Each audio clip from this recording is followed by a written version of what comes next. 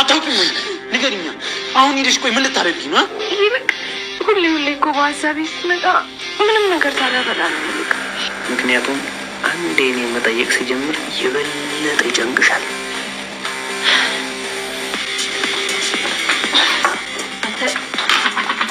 ጤነኛ ማስመስለኝ እንጂ ልክ አይደለም። ለእኔ ይሄንን የፊልም ድራማን አትንገረኝ። እኔ እየጠየቅኩ ያለሁት ለበላይ ያለን ታማኝነትና ለምን እኔን ስታይ እንደሮጥክ ነው።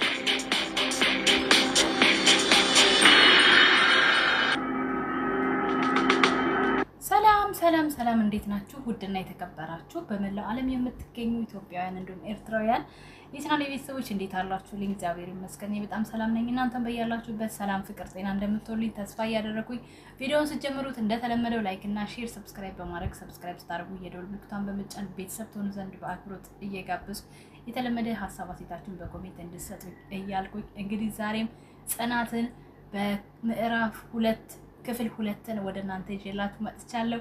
አብረን እያየን ፈትፈት እናደርጋለን። እስከ ቪዲዮ መጨረሻ አብራችሁን ቆዩ።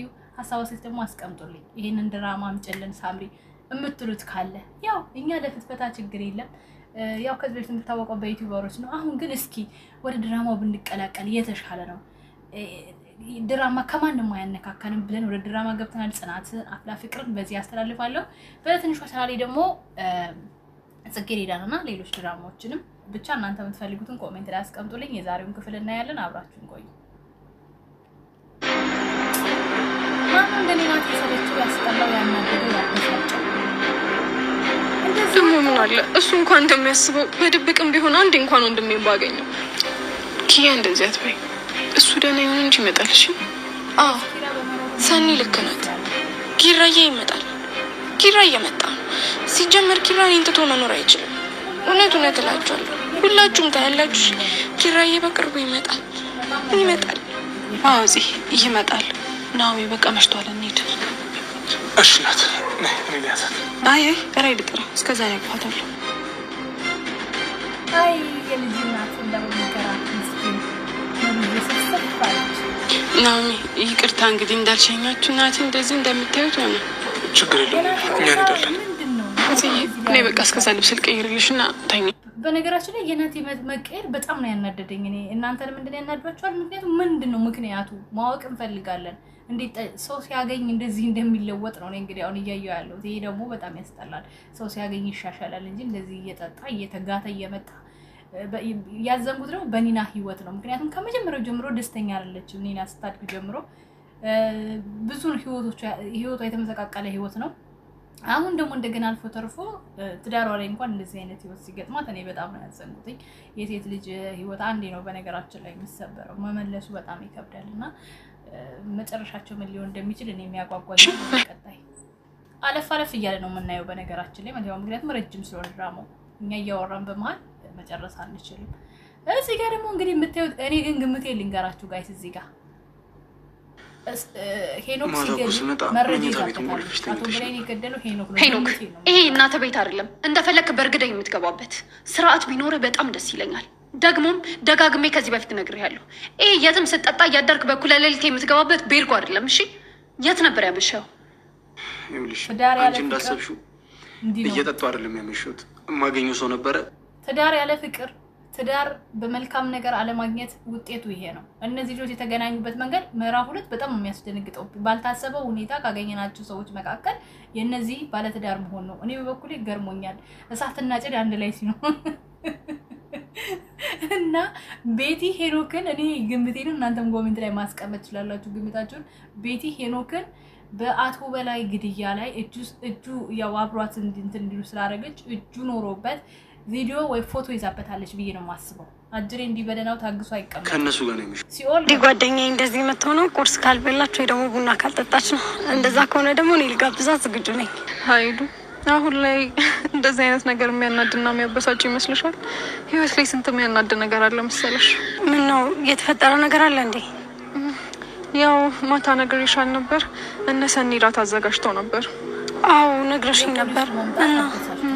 እና ደህና የነበርነው ሙዳችንን መርማሪው መጥቶ ረበሸን። እንዴ እሱ ሰውዬ ደግሞ ምንድነው በለቤት አለፍ እያለ የምናየው ለምንድን ነው? አንዳንዴ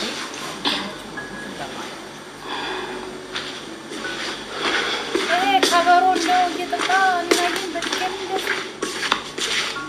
እንደዛ ለምን እንዳለያዛቸው ጮባት ወይ ጌታ እንደው ስላሳልፋቸው ሰውረን ከጠጪ ባል ይሰውራል። ቅሞችዬ ሀገራችን ገብተን ሰላም ያለው ህይወት እንኖር ያብቃን። ኪራዬ የፂን ሸበላ ምንድነው መጠጣው ወንድ ማለት ምንድነው? መድኃኒት ሞት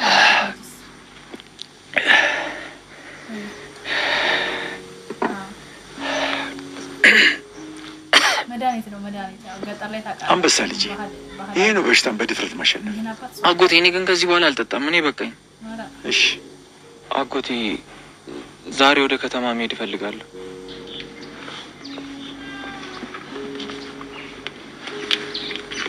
አልገባኝም። ባለፈው ጊዜ ሳታገግም ከተማ ሄደ የሆነውና የተፈጠረውን ረስተህ ነው? በሞትና በህይወት መካከል ሆነ ያመጣውን እንዴት ረሳዋለህ? ትናንት እኮ ነው። በእርግጥ አጎቴ ጥሩ ነገር እኮ ላይፈጠር ይችላል። አሁንም ድረስ ጠላቶች እያደኑ ሊሆን ይችላል። ግን ደግሞ ጽናት በጣም ናፍቃኛለች። በስልክ እንኳን እሷን ማውራት አለመቻሌ በጣም ጎድቷታል። እኔንም ውስጤን እየበላኝ ነው። እባክህ አጎቴ እኔ ናፍቆቷን መቋቋም አልቻልኩም። ፍቅር ማለት እንደዚህ ነው። ዓይንህን አሳውሮ ገደል ውስጥ ሊከት ይችላል። ይኸውልህ ልጄ፣ በህይወት ውስጥ ማዕበል ሲነሳ ማሳለፍ ያለብህ ቆመህ ዛፍ ሆነህ አይደለም፣ ሳር ሆነህ ተኝተህ ነው። ይገባኛል እኮ አጎቴ። አይገባህም ልጄ፣ ገና አልገባህም። ይኸውልህ ልጄ፣ ማዕበሉ እስኪያልፍ ችግሩ እስኪበርድ ተኝቶ ማሳለፍ ትልቅ ብልህነት ነው። አሁን ብቅ ብትል የጀመርነው ሁሉ ታበላሸዋለህ። በቃ እሞክራለሁ አጎቴ። በቻልኩት አቅም ማንም እንዳየኝ እሞክራለሁ። እሷን ብቻ ነው ማገኛት። በተቻለኝ አቅም ራሴን ቀይሬ ነው የሚሄደው። አጎቴ በእናትህ በቃ ፍቃድህን ብቻ ስጠኝ። እኔ እሷን ካላየኋት አብዳለሁ ዛሬ። እሺ እናትን ብቻ አግኝተህ አትመለስ። እሺ አጎቴ። አስተውል ልጄ፣ እህትንም ሆነ ማንንም ሰው እንዳታገኝ። በህይወት መኖርህን ከጽናት ውጭ ማንም ሰው ማወቅ የለበትም። እሺ አጎቴ። ብድር ልመልስ ብዬ ነው። አመሰግናለሁ። ለዛሬ ምንም አልፈልግም። ይልቅ እስኪ ምን እንደተፈጠረ ነገር ማታ እቤት ራት ተሰብስበን እየበላን ነበር።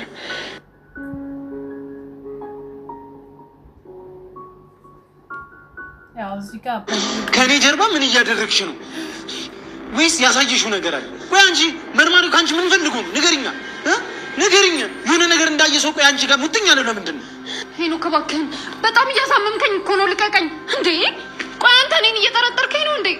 እኔ ማለት እኮ ለአንተ ስል ለእኔ ስትይ ምን ንገሪኛ። ለእኔ ስትይ ምን ጨርሹ? ሄኖክ፣ እኔ ከአንተ ጋር የሆንኩት ራሴን ለማዳን ነው። እናንተ ደግሞ እኔን ልገለኝ ነው?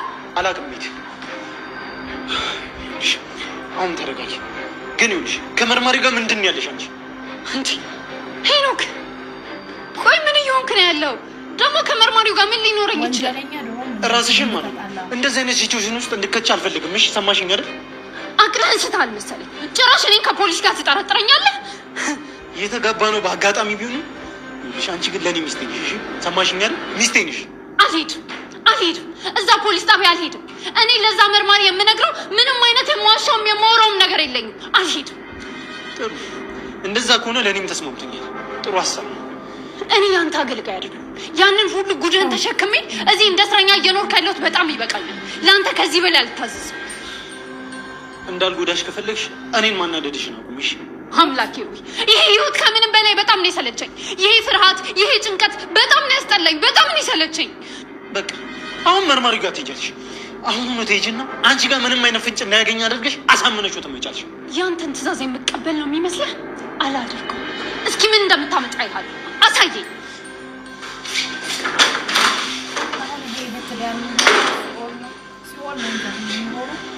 ይሁን ነገር የሚያይባት ነው እንጂ እንደዚህ ማይነ ምክንያት ምጥኝ ነው።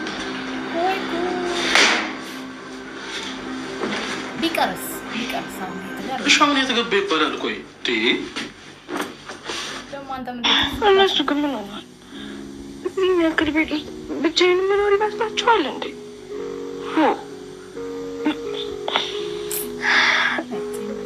ይልቅ ሁሌ እኮ በሀሳቤ ስትመጣ ምንም ነገር ሳላበላ ነው ምልክ። ታሪክ ይህን የመሰለ ምግብ ሰርች ይላለሁ። ዶሎና እናንበላለን። እሺ አመጣም። እሺ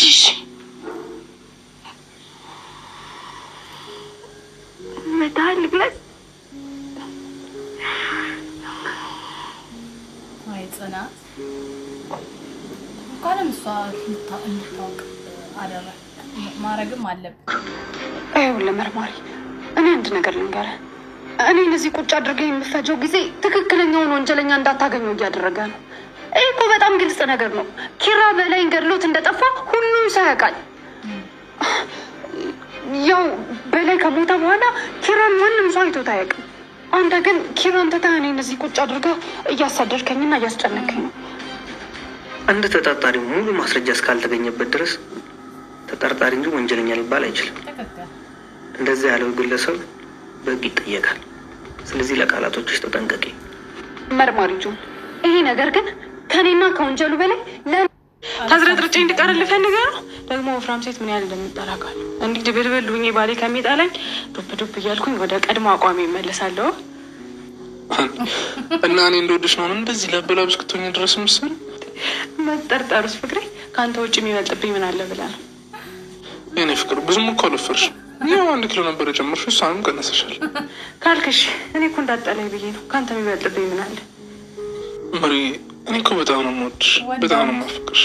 ገና ለገና ወለደችና ወፈረች፣ ፊቷ ላይ ማዲያት ወጣ፣ ጠቆረች ምናምን ነገር ብዬ ችላ እምልሽ አይነት ተራ ወንድ አይደለም። እሺ፣ ሲቀጥል ደግሞ የልጄን እናት በጣም ማከብር አይነት ወንድ ነኝ። ተነሽ፣ ምሳ ዘን እንምጣ። ኤደን፣ አንቺ ኤደን፣ አንቺ ኤዱ፣ ወይዬ ምነው ፈለጋችሁኝ እንዴ? ቆይ ግን አንቺ ልጅ ምን ሆነሻል? የተፈጠረ ችግር አለ እንዴ? አረ ምንም። ምነው ጠራችሁኝ? ምሳ ዘን እንምጣ ብዬ ስንት ጊዜ ነው የጠራሁሽ? ቆይ እኛን እዚህ ቁጭ አድርግሽ የት ነው በሀሳብ የምትሄጂው? የትም አልሄድኩም። ትንሽ ስራ በዛ መሰለኝ ተጨናነኩ። በቃ እንደዛ ከሆነማ ምሳችንን በልተን ቡናችንን እንጠጣና ጭንቀታችንን እናራግፍ። አሁን የምታደርጊያቸው እያንዳንዱ እርምጃዎች ተጠርጣሪ ነው የሚያደርጉሽ። ሰማሽኝ አይደል? አሁን ይሄን ሻንጣ ይዘሽ ከዚህ ቤት ብትወጪ መርማሪ ጆ ምን ሊል እንደሚችል ታውቂያለሽ? ወንጀል ሰርታ እየጠፋሽ ነው የሚልሽ። ሰማሽኝ አይደል? ተረጋጊ። አንተ እዚህ እንደ ንጹህ ሰው ተንፈላሰ ተቀምጠህ እኔን ግን ተጠርጣሪ ነሽ አትሽሽ ትለኛለህ። ለነገሩ አንተ ምን ታረግ? እኔ ነኝ እሱን ፊት እያየሁ የምሳቀቀው። ቤቲ፣ እኔን እንደ ወንጀለኛ አትመልከችኝ። እሺ ሰማሽኝ አይደል? እኔ አንቺን ልረዳሽ ነው እየሞከርኩ ያሉት። አንድ ነገር ልንገርህ፣ እኔ እናንተ እዚህ ጋር ቆመን የምንጨቃጨቅበት ምንም አይነት ሰዓት የለንም። ይልቅ አንተም ከፈለክ ልብስህን ቶሎ አስተካክልና ከኔ ጋር ከከተማ መውጣት ትችላለህ። ይኸውልሽ ቤቲ፣ አሁን በደንብ መረጋጋት አለብሽ። ይኸውልሽ በህይወትሽ ውስጥ የምትወስኛቸው ውሳኔዎች ዋጋ ሊያስከፍሉሽ ይችላሉ። ሰማሽኝ አይደል? አሁን በዚህ ታይም በዚህ ግርግር አዲስ አበባን ጥለን ብንወጣ መርማሪ ጆም አነፍንፎ የማይደርስብን ይመስልሻል? ይኸውልሽ አሁን መረጋጋት ነው ያለብሽ አንቺ። ሰማሽኝ አይደል? አሁን የምናደርጋቸው እያንዳንዱ እርምጃዎቻችን ወይ ንጹህ ልንሆን እንችላለን ወይ ወንጀለኛ ልንሆን እንችላለን። ስለዚህ አንቺ በደንብ መረጋጋት ነው ያለብሽ። ሰማሽኝ? ሌባና ፖሊስ መጫወት ሆነ በቃ። እናቴ በሰዓቱ ገላገላት።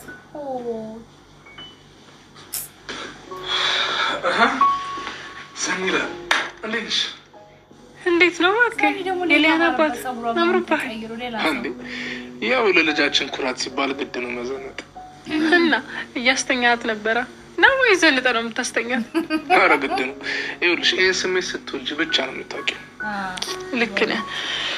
እሱንስ ወደፊት ታገሺ፣ በጣም ትንሽ ቀንሽ። አንተንማ እስከ ዓለም ፍጻሜ ድረስም ቢሆን እጠብቃለሁ። ቆይ ግን እንደዚህ ቤቱን አሳምረሽ ስጠብቅ የነበረው ማለት ነው? አላሸም ውስጤ ዝም ብሎ ኪራ ይመጣል ሲለኝ ያዘጋጀሁት። ያው ደግሞ አንተ መጣክ። ይሄ እኮ ነው የልብ ቋንቋ ማለት።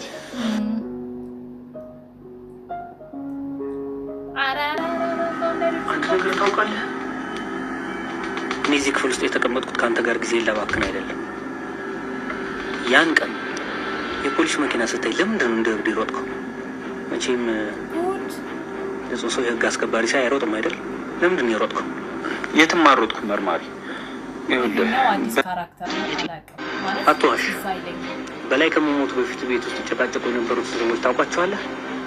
ያን ምሽት ቤት ውስጥ ያየውን ሰው ነገር አንድ ጓደኛ ቤት ውስጥ ጭቅጭቅ እንደነበረ መስክሯል። እኔ አልሰማሁም፣ እታች ነበር።